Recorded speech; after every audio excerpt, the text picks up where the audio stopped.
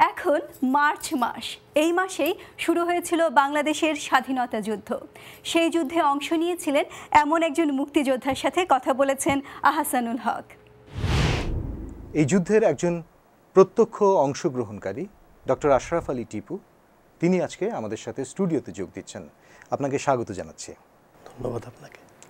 আপনার জন্ম হয়েছিল পাবনায় 1952 সালে। জি। আপনি পেশাগতভাবে একজন চিকিৎসক এবং একজন ব্যবসায়ী। আপনি নটরডেম কলেজে পড়েছেন, চিটাগং মেডিকেল কলেজে পড়েছেন। যেই মুক্তিযুদ্ধ শুরু হয়েছিল 25শে মার্চের রাতে, সেটি দানাবাদ ছিল এবং মার্চ মাসে প্রচণ্ড উত্তেজনা বিরাজ করছিল তৎকালীন পূর্ব পাকিস্তানে। 25শে মার্চ পর্যন্ত একটা থমথমে অবস্থা বিরাজ করছিল। কি হবে, আমরা কি করব, আমরা কোথায় যাব, এই নির্দেশনাগুলো আমাদের কাছে আসছিল না। 25শে মার্চ রাতে প্রচণ্ড গোলাগুলি এবং আগুন দেখে আমরা বুঝতে পারছিলাম না ঢাকা শহরে কি ঘটছে। এবং যখন আমরা খোঁজ খবর এদিক সেদিক থেকে যতটুকু পেলাম, তখন বুঝলাম যে হত্যাযজ্ঞ চলছে। তখন আমরা আস্তে আস্তে চিন্তা করলাম যে এখানে থাকাটা নিরাপদ নয়, কারণ প্রায় মাস দুয়েক ধরেই আমরা বিহারিদের সঙ্গে যে একটা ঝামেলা হতে পারে, তো ওদের সঙ্গে একটা মারামারি হতে পারে, সেই প্রস্তুতি আমাদের ছিল। কিন্তু 25শে মার্চে দেখলাম যে এখানে বোধহয় আমাদের আর কিছু করার থাকবে না, আমরা বোধহয় কিছুই করতে পারবো না। ওরা যদি আমাদেরকে আক্রমণ করে, আমাদেরকে তখন নিরাপদ ভাবতে পারছিলাম না। এবং আমরা 27শে মার্চ আমি আমার পরিবার নিয়ে এক বস্ত্রে, যেটাকে বলা হয়, আমরা পুরো বাড়ি ঘর ছেড়ে আমাদের সমস্ত জীবনের যে অর্জন, আমাদের সার্টিফিকেট থেকে শুরু করে সব ফেলে রেখে আমরা কোনো মতে মিরপুরের মাজারের পাশ দিয়ে আমরা বসিলা বলে একটা জায়গা আছে, ওই দিক দিয়ে আমরা পার হয়ে জানে বাঁচি। তারপর আমি পাবনায় চলে যাই।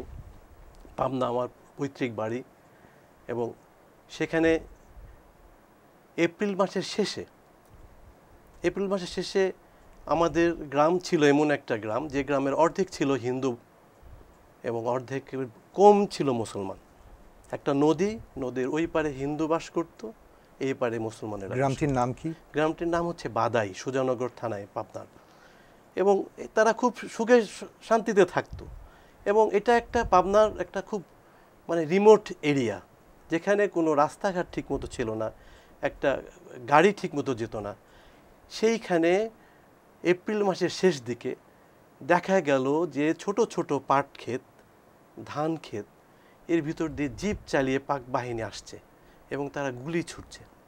এপ্রিলের শেষে যখন তারা আমাদের গ্রামে আসলো, আমি, আমার মা এবং এক বোন, দুজনকে দুই হাতে ধরে আমরা দৌড়ানো শুরু করলাম এই মাঠের ভিতর দিয়ে। এবং পিছন থেকে জিপ নিয়ে আর্মি আসছে, দুটো জিপ, এবং তারা গুলি করছে। আমাদের আশেপাশে বেশ কিছু লোক গুলিকে পড়ে গেল এবং পরবর্তীতে তারা অনেকেই মারা গেছে।